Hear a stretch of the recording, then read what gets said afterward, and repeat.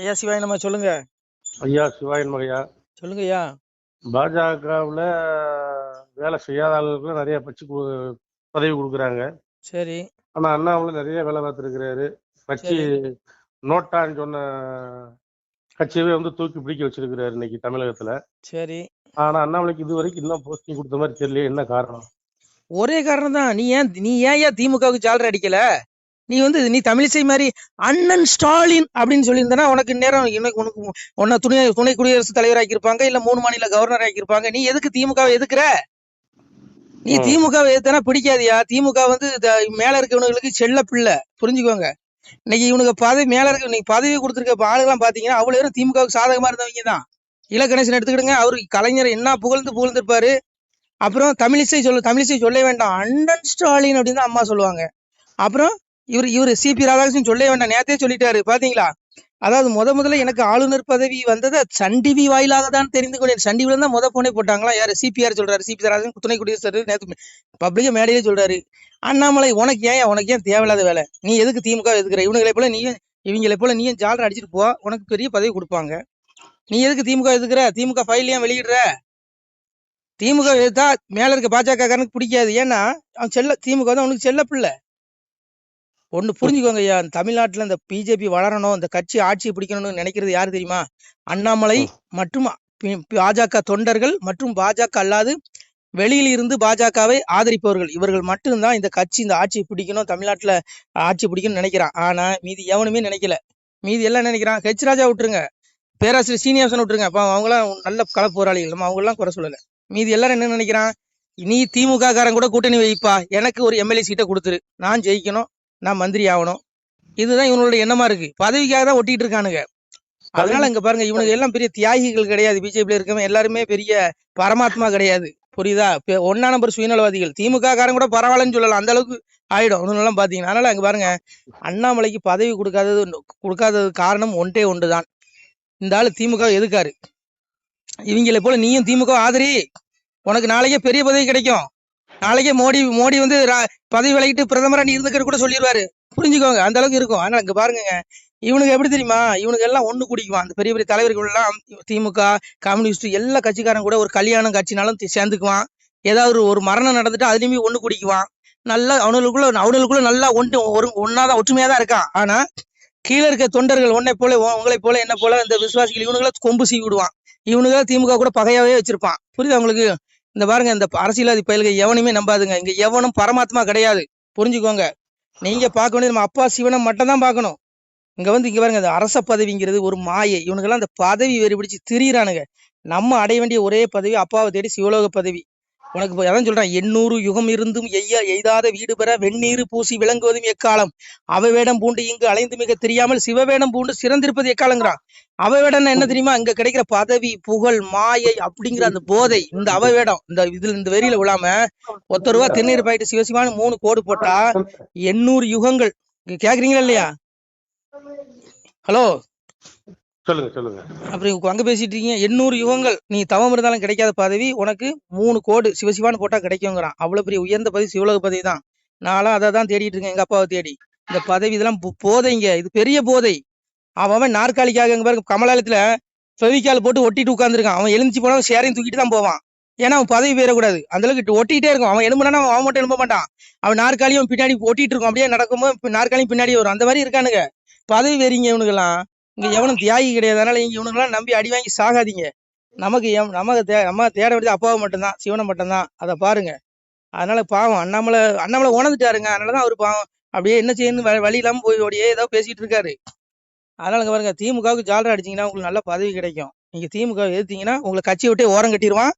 அப்புறம் பாத்துக்கோங்க, கட்சி விட்டு ஓரம் கட்டிடுவான். இன்னும் கொஞ்ச நாள்ல இப்போ என்ன பாதுகாப்பு கொடுத்துருக்கான் அண்ணாமலைக்கு? என்ன இசட் பாதுகாப்பா? அதையும் பாருங்க கொஞ்ச நாள் தூக்கிடுவான். அதுக்கும் தூக்குறதுக்கு இவனுக்கு பிளான் பண்ணிடுவான். எங்க திமுக மன்னிக்கணும், அங்குள்ள பிஜேபி தலைகள் இன்னும் 1-2 இருக்கான். அவர் எப்படா இந்த கட்சி விட்டு போவாருன்னு பாத்துட்டு இருக்கான். அதனால புரிஞ்சுக்கோங்க ஐயா. நீங்க பாருங்க, இந்த கலியுக வாழ்க்கை மாயை, இந்த பதவிங்கிற கூந்தல் மாதிரி அண்ணாமலை சொன்னாரு, உண்மை. இங்க பாருங்க, நம்ம வந்ததே அப்பாவை தேடி மோட்சத்தை அடைகிறதுக்கு தான். நம்ம இங்க இந்த அரசியல் கட்சிக்காரன் பின்னாடி எல்லாம் போய் நமக்கு சல்லி பைசாக்கு பிரச்சனை இல்லை, திருந்துங்க. ஏன்னா எப்போ என்ன நடக்குன்னு தெரியாது. நம்ம நினைக்கிறோம் நம்ம வாழ்க்கையில நல்லாவே போயிட்டு இருக்கும் நம்ம நினைப்போம். கிடையாது. இந்த மனிதனுடைய வாழ்க்கையில எப்ப வேணாலும் சுனாமி வரும், எப்ப வேணாலும் புயல் வரும், என்ன வேணாலும் நடக்கலாம், மரணமும் கூட. அதனால அழைப்பு அங்கிருந்து வரும். நம்ம அதுக்குள்ள அப்பாவை தேடி மோட்சத்துக்கு போகணும். அதான் அப்பா சொன்னார், அச்சு தேரு ஓடியும் முன்னே ஆண்டி வேலை செய்திடுங்கண்ணா. இந்த உடம்பு தேர்ந்து அச்சு உடஞ்சி மண்ணுக்குள்ள பிறகு ஆண்டி என்ன வேலை செய்வான்? ஆண்டி மோட்சத்துக்கு உண்டான வழியை தேடுவான். அதை தேடுங்கன்னு தான் பகவான் சொல்றான். நீங்க அதை விட்டுட்டு இவன் பதவி வந்துருவானா, அவன் பதவி வந்துருவாங்க பாருங்க, இதெல்லாம் மாயைங்க. பதவிங்கிறது மிகப்பெரிய போதை. இதுல விழுந்தவன் எவனும் எழும்பவே மாட்டான். அவன் நரகம்தான் அவனுக்கு. புரியுதா உங்களுக்கு? அதனால அண்ணாமலை வந்து சிங்கங்க. அது பகவான் எங்க அப்பா அன்னைக்கே சொன்னான், இந்த கலியுகத்துல எப்படி வருவாராம் சாமி? அதாவது கூட படைகளை கூட்டிட்டு வர மாட்டாராம். ஆனா அந்த கலிப்பயல்களோட குறும்பு அடக்குவாரா. அதான் சாமி சொன்னான், கூட படைகள் ஒன்றில்லாமல் குறும்பை அடக்க வந்தவராம், சாட தலையாரி ஒன்றில்லாமல் சதைக்க வந்தாரோ கலிதனையும். யார்? அன்னை கலைவாணி பாடுற தாள். கல்வி கடவுள் இருக்காரு சரஸ்வதி, அவா தாளாட்டுறா சாமிய. அதாவது இறைவன் எப்படி வருவானா, கூட படைகளை கூட்டிட்டு வர மாட்டானா, ஒரு மனிதனை சிங்களன்னு அத்தனை பயிலையும் கதற விடுவானா. இன்னைக்கு பாருங்க, அண்ணாமலை ஒருத்தன் தனி மனிதன், அவன் பின்னாடி பிஜேபி கட்சியும் கூட இல்ல சொல்லப்போனா. ஆனா தனியா இன்னைக்கு பாருங்க, மொத்த திமுக எவ்வளவு பெரிய மந்திரிகள், எவ்வளவு பெரிய ஆளுகள் எல்லாத்தையும் கதற விடுறாரு, தூக்கம் இல்லாம ஆக்கிட்டாரு. இது இறைவனோட அவதாரமா கூட இருக்காளாங்க. நான் சொல்லல, சாமி சொல்றான் பாருங்க, கூட படைகள் ஒன்று இல்லாமல் குறும்பை அடக்க வந்தாராம். குறும்புனா என்னுடைய அகங்காரத்தை அடக்க வந்தாராம். வரும்போது எந்த படையும் கூட்டிட்டு வர மாட்டாராம். அன்னைக்கு கிருஷ்ணா வரும்போது கூட ஒரு சேனை வச்சிருந்தாரு, படைபலம் வச்சிருந்தாரு, நாராயணி சேனைன்னு. இங்க ஒண்ணும் கிடையாது. மனுஷன் ஒத்த மனுஷங்க, மொத்த பேர் கண்ணிலையும் விரல விட்டு ஆட்டுறானா, அதுதாங்க இறைவனோட அவதாரமா கூட இருக்கலாங்க. புரியுதா உங்களுக்கு? அதனால இவனுடைய குறும்பு அடக்க வந்தது இறைவனா கூட வந்து அனுப்பிச்சு விட்டுருக்கலாம். அதான் சாமி அன்னைக்கு எங்க அப்பையும் சொன்னான், இந்த கலியுகத்துல இந்த பாவிகளுடைய அக்கிரமத்தை அடக்க என்னுடைய தூதன் அனுமனை அனுப்புவேன்னா. சாமி அதான் சொன்னான், நல்ல நினைவோர்க்கு நாள் எத்தனை ஆனாலும் பொல்லாது வராது புவி மீதில் வாழ்ந்திருப்பார், நாட்டில் ஒரு அனுமன் நல்லவனை நாணயச்சி கோட்டி செய்துரைப்பேன் கோமகனை உன்காலம். அனுமன் அனுப்பிவிட்டு இந்த பயல்களுடைய குறும்பு தனத்தெல்லாம் ஒடுக்குவாரான். ஏன் அனுமனுடைய அவதாரமா இருக்கக்கூடாது அண்ணாமலை? சொல்லுங்க. நான் சொல்லல, சாமி சொன்னது. இந்த கலியுகத்துல இவனுங்களாம் இந்த ஆட்சியாளர்கள்லாம் எப்படி தெரியுமா, பதவி உனக்கு எனக்குனே அடிச்சுக்குவானுங்களாம். நீங்க அடிச்சுட்டு கிடக்கான்ல, இந்த காலத்துல என்னுடைய தூதுவன் அனுப்பினாரு சாமி. நீ இருக்கா இல்லையா?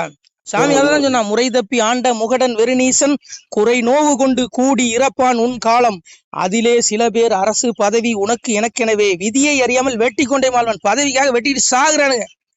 சட்டசபைக்குள்ள அடிச்சுக்கிறான், சண்டை போட்டுக்கிறான், பார்லிமெண்ட்ல டேபிள் போட்டு உடைக்கிறான். என்னையா இது?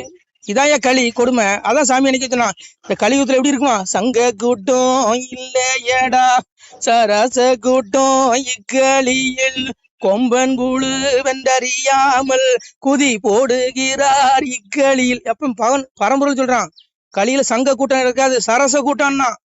இவனுங்கெல்லாம் என்ன அமைதி ஆட்சி பண்றானுங்களா? சொல்லுங்க. ஒருத்தனுக்கு ஒருத்தன் அவன் இவனை குறை சொல்றான், இவன் அவனை குறை சொல்றான். என்னமா இவனுக்கு எல்லா பையனும் யோக்கியம் மாதிரி. இங்க பாருங்க, இங்க எவனும் யோக்கியம் கிடையாது, எல்லாம் பதவி வரி பிடிச்சவனுக்கு தான். இல்ல திமுக காரன் என்ன, பிஜேபி காரன் என்ன? சொல்லுங்க. ஏதோ அண்ணாமலை மட்டும் தனியா வந்தாரு, பதவி ஆசை வேண்டான்னு அவரையும் உரம் கட்டிட்டானுங்க. இதாங்க நடக்கும். புரிஞ்சுக்கோங்க. இங்க எவனும் யோக்கியம் கிடையாது. சாமி அதான் சொன்னாரு, அன்னைக்கு மன்னராட்சியில அரசபைன்னு அப்படி இருந்து சங்க கூட்டம், ஒரு ஒரு குண்டூசி விழுந்தாலும் சத்தம் கேட்கும், அவ்வளவு அமைதியா பொறுமையா என்ன நாட்டுனாரோ என்னங்கிறத எடுத்துரைப்பாங்களாம். இன்னைக்கு இருக்குதா? இவன் அவனை குறை சொல்றான், அவன் இவனை குறை சொல்றான். எவன் ஏன் யோக்கியம்? கலியுகத்துல எவனும் ஹலோ சொல்லுங்க சொல்லுங்க. அதனால இன்னைக்கு புரிஞ்சுக்கோங்க, இங்க இப்படிதான் இருக்காங்க. பக்கத்துல டிவி சத்தம் கேக்குது இல்ல இல்ல. அதனால இப்படிதான் இருக்கும். இல்ல அண்ணாமலை என்ன பண்ணுவார் பாவம். என்ன பொறுத்தவரை அண்ணாமலை ஏற்கனவே சொன்னாரு, பதவிக்கிறேன்னு கூந்தல் மாதிரி நான் மாடு மேய்க்க போறேன்னாரு. என்ன பொறுத்தவரை அண்ணாமலை வந்து இவனுங்க கிட்ட கடந்து மாரடிக்கிறதுக்கு செவனேன்னு போய் ஆடு மேய்ச்சிட்டு செவனேன்னு அவருடைய ஆத்மாவுக்கு உண்டான அந்த வேலை செய்யலாம், ஆத்மா தேடலுக்கு போயிடலாம். இதெல்லாம் மாயைங்க, அது அவருக்கே தெரியும். அவரே நிறைய இடத்துல பகவத்கீதை பேசுறாரு. அவர் ஞானம் பெற்ற மனிதன் அண்ணாமலை. அதனால இங்க பாருங்க, அவருக்கு தெரியும் பதவிங்கிற கூந்தல் மாதிரின்னு. பெரிய பதவி சிவலோக பதவி தாங்க, எங்க அப்பனுடைய வைகுண்ட பதவி தாங்க. அதான் எங்க அப்பன் சொன்னான், பாக்கியம் கொடுப்போம் நாமும் பலனுடன் வாழுவோர்க்கு நோக்கிய கருணையுண்டாம் நோயிலாதிருந்து வாழ்வார், தாக்கிய வாசகத்தின் தன்மையை நம்புவோர்க்கு பாக்கிய வைகுண்ட வீடு வந்தவர் வாழ்வார் தாமே. 14 உலகம் அழியும், வைகுண்டம் அழியாது. ஏன்னா நித்திய உலகம், அதான் ஆத்ம உலகம். அங்க போனாதான், இந்த வைகுண்ட வீட்டுக்கு போனாதான் நித்திய வீடு. அந்த வீட்டுக்கு போனா அந்த ஆத்மா உயிர் அடையும், பேரானந்த நிலை அடையும், மீண்டும் பூமிக்கு திரும்பி வராது, 84 லட்சம் பிறவி எடுத்து சாகாது. அதை தேடிக்கோ. அதான் சாமி சொன்னா, பாக்கியம் கொடுக்கும் பலனுடன் வாழ்வருக்கு நோக்கிய கரையுடன் நோயே வராது. எங்க அப்பாவுடைய திருவாசகத்தை கேட்டா நோயே வராதுங்க. அதான் சாமியை சொல்றாரு, தினமொரு நேரம் எந்தன் திருமொழி அதனை கேட்டால் பனிவெள்ளம் போலே பாவம் பறந்திடும் நிசமே சொன்னோம், கனிமொழி சோதிவாக்கும் கையெழுத்தாதி நோக்கும் துணிவுடன் கேட்டோருற்றோர் தொலைத்தனர் பிறவிதானே. உன் பிறவி தொலைஞ்சிரும். நீ சிவன் கோயில போய் உருண்டு கும்பிடாண்டாம், பெருமாள் கோயில போய் புரண்டு கும்பிடாண்டாம்.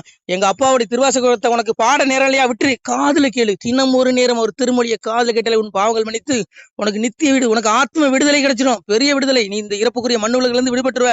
உனக்கு துன்பத்துல இருந்து விடுபட்டு பேரானந்த நிலைக்கு உன்னுடைய ஆத்மா எடுக்கப்படும். இல்லைன்னா நரகத்துல வந்து சாவுவீங்கடான்னு சாமி சொல்றான். அதனால இங்க பாருங்க, இங்க வந்து மிக உயர்ந்த பதவி சிவலோக பதவி வைகுண்ட பதவி தான். பிரதமர் பதவி கிடையாது. பிரதமர் பதவி போதை. அது வந்து எப்படின்னா இந்த பதவி வெறி, அந்த நாற்காலி பிடிக்கணுங்கிற போதை வந்துடும். யாரா இருந்தாலும் சரி, நானா இருந்தாலும் நீங்க போதை வந்துடும். சிஎம் பதவி அது அதை விட, மந்திரி பதவி அதை விட, எம்எல்ஏ பதவி அதை விட, கவுன்சிலர் பதவிக்கு அடிச்சுக்கிறாயா, பதவி வெறியா. இதெல்லாம் மாயை, பெரிய போதையை விட மோசமான வெறி பதவி வெறி. இந்த வெறியெல்லாம் விடணும். இந்த வெறியெல்லாம் விட்டு தொலைஞ்சிட்டு அப்பாவை தேடுங்க, உங்களுக்கு மோட்சம் கிடைக்கும். நம்ம பிறந்ததே மனித பிறவி எடுத்தது அரிய வாய்ப்பு. இந்த வாய்ப்பை விட்டுட்டோன்னு வைங்க, நம்ம ஆத்மா வீழ்ச்சி அடையும், நரகத்துல விழுந்து நாசமா போகும். நான் சொல்ல பகவான் சொல்றான், பாவி அவன் செத்து பஸ்பமாய் போனாலும் ஆவியை கண்டு ஆக்கினைகள் செய்துடுவான்டே. நீ 1000 கோடி ஊழல் பண்ணிடலாம், உன்னுடைய உடல் தாண்டா எரிக்கப்படும். உலகமே இருந்தாலும் ஆத்மா அழியாது. அந்த ஆவியாகி அந்த ஆத்மாவை நான் நரகத்துல நடு கேட்பேன். ஆக்கினை உண்டு, துன்பம் உண்டுங்கிறான்.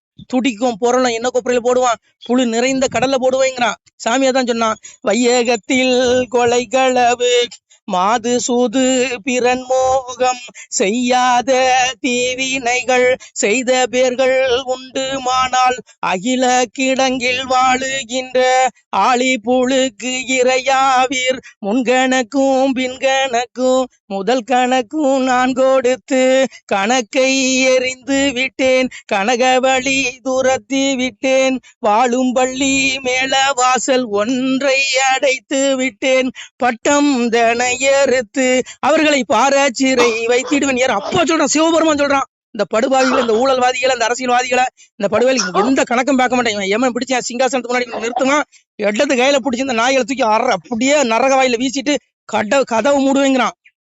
இவனுக்கு எவனும் தப்ப முடியாதுங்க. இதுல அண்ணாமலைக்கு இந்த பதவியே வேண்டாம் நான் சொல்லுங்க. இதுல அரச பதவி பெரும் ஏங்க, இது மோகங்க. இந்த பதவியே வேண்டாங்க. நீ பிச்சைக்காரனா கூட வாழ்ந்துடலாங்க.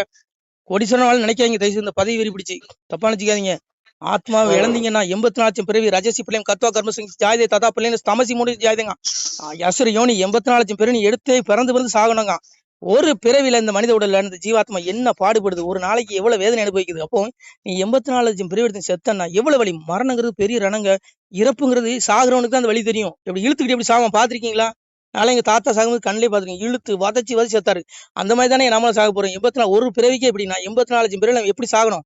அதனால இந்த பிறப்புங்கிறது ஆத்மா விடுதலை அடையலைன்னா நீ பிறவிக்குள்ள வந்துருவ. அதனால அப்பாவை தேடு, உனக்கு மோட்சம் கொடுக்கறதுக்கு ரெடியா இருக்கான். பரமாத்மாவை தேடிக்கோ.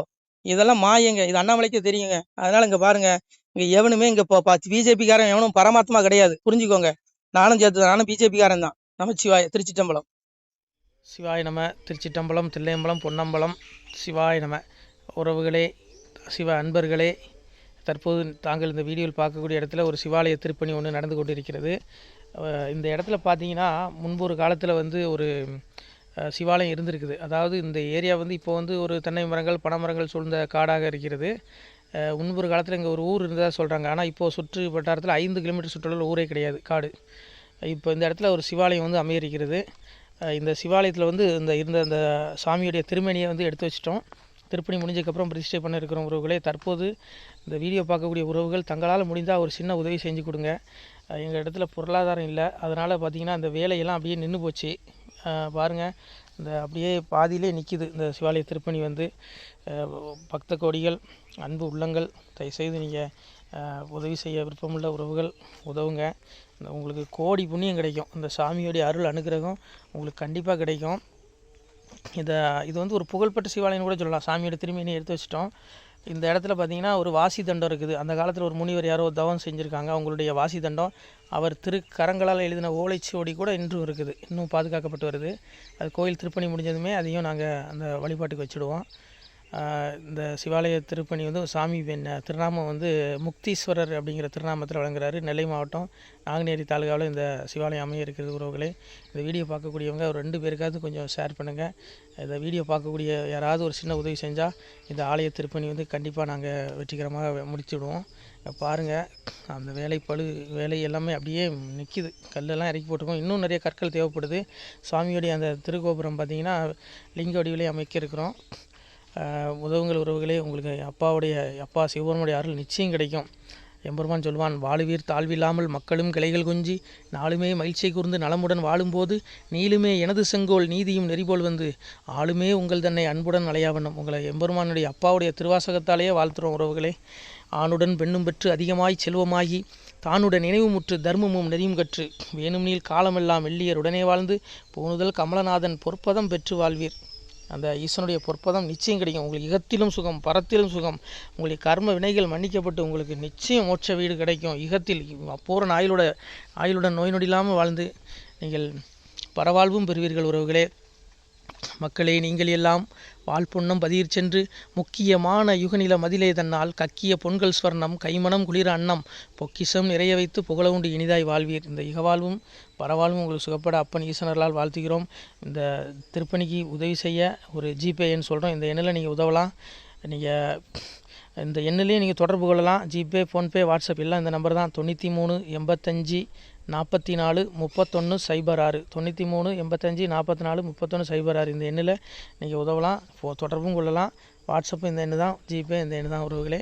முடிந்த அளவுக்கு ரெண்டு பேருக்காக ஷேர் பண்ணுங்கள். இந்த வீடியோ பார்க்கக்கூடிய யாராவது ஒருத்தர் சின்ன உதவி, நீங்கள் பெரிய அளவில் செய்யணும் கூட, நீங்கள் ₹1 நீங்கள் தந்தாலும் மனசார வேண்டி ஏற்றுக்கிறோம் உறவுகளே. உதவுங்கள். முடிஞ்ச அளவுக்கு ஷேர் பண்ணுங்கள். நன்றி. சிவாய நம. திருச்சிட்டம்பலம், தில்லையம்பலம், பொன்னம்பலம். உறவுகளே, நம்ம இந்த இடத்துல வாழ்ந்து மறைந்த ஒரு சித்த மகாபுருஷர் பயன்படுத்திய பல 100 ஆண்டுகளுக்கு முன்பு உள்ள வாசி தண்டம் ஒரு சித்த மகாபுருஷர் பயன்படுத்தியது. அவர் திருக்கரங்களால் எழுதிய அந்த ஓலைச்சுவடி கூட பாருங்கள், இன்னும் பாதுகாக்கப்பட்டு வருது. இந்த சிவாலயம், நம்முடைய அந்த சிவாலய திருப்பணி முடிந்ததுமே எம்பெருமான் அவர் எழுதிய அந்த சிவனை பற்றி புகழ்ந்து எழுதிய அந்த பாடல் வரிகள் இதில் இருக்குது. இந்த வாசி தண்டம் அவர் பிரதிஷ்டை செய்த அந்த லிங்க திருமேனியையும் இந்த இடத்துல நாம் இந்த ஆலயம் கட்டி நாம் பிரதிஷ்டை செய்திருக்கிறோம். அனைவரும் இந்த ஆலய பிரதிஷ்டைக்கு கண்டிப்பாக வரணும். முடிஞ்ச அளவுக்கு வீடியோ பார்க்குறவங்க உதவி பண்ணுங்கள் உறவுகளே. பொருளாதாரம் இல்லாமல் திருப்பணி நின்று போச்சு. முடிஞ்ச அளவுக்கு ஷேர் பண்ணுங்கள், உதவுங்க. நன்றி. நம சிவாய. திருச்சிட்டம்பலம், தில்லையம்பலம், பொன்னம்பலம். இந்த புண்ணிய பலன் தங்களுக்கு கோடான கோடியாக வரும் உறவுகளே. நம சிவாய்.